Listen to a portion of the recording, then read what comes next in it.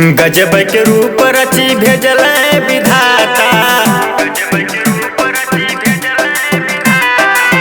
जिंदगी भइल उजियार हो, जिंदगी भइल उजियार हो। करी कजरारी प्यारी तोहरो नया नामा लागेल बड़ी जान मार हो। करी कजरारी प्यारी तोहरो नया नामा लागेल बड़ी जान मार हो।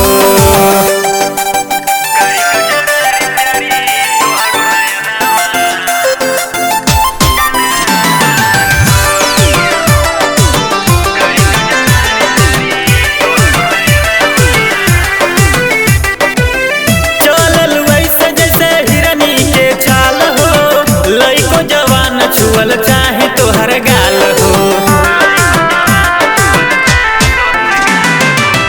चलल वैसे जैसे हिरनी के चाल हो। लइका जवान छुअल चाहे तोहर गाल हो। बड़े मर कर जैसे तोहरो बदनिया देखही में लागल बाजार हो। कारी कजरारी प्यारी तोहरो नया नामा लागेल बड़ी जान मार हो।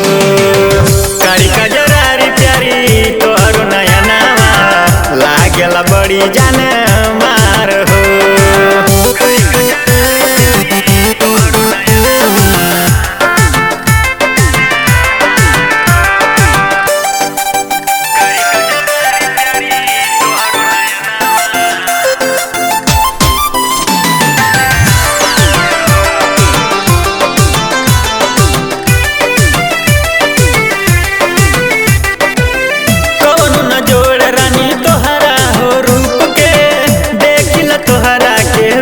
छुप छुप के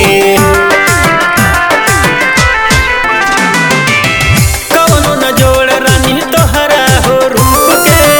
देखिल तोहरा के जान छुप छुप के।